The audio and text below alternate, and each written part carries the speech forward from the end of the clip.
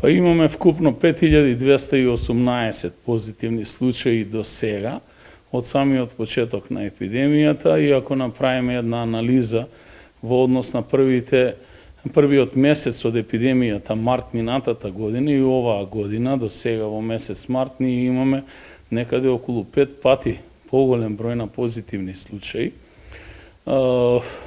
Жалам што одредени мерки се нелогични и во континуитет многу повеќе се дава аспект на политичко делување отколку на конкретно делување.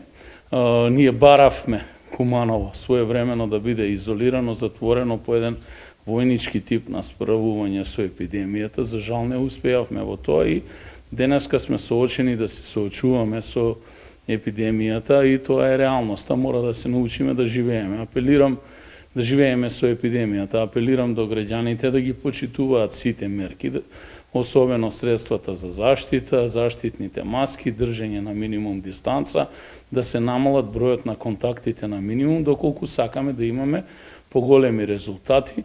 По однос на мислењето на граѓаните, јас го уважувам секое мислење, но сепак, кога веќе сме навлезени во оваа фаза на епидемијата, последниот збор треба да го имаат епидемиолозите и епидемиолошките служби.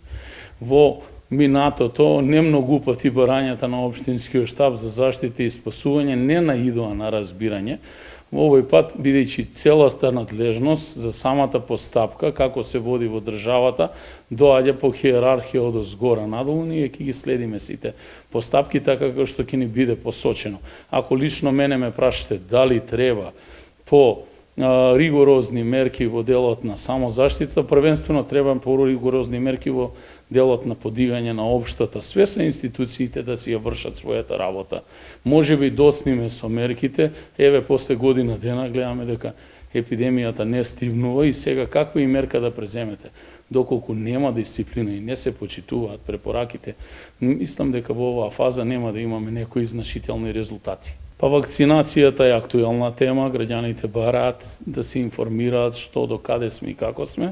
Значи во Куманово бројките се дека во здравствениот сектор имаме некаде со оние вакцини со кои што државата располага над 100 лица вакцинирано, но постојат и наши сограѓани кои што имаат двојно државјанство, ја користат таа можност и секако се вакцинираат во соседните држави, како што е примерот и на Србија.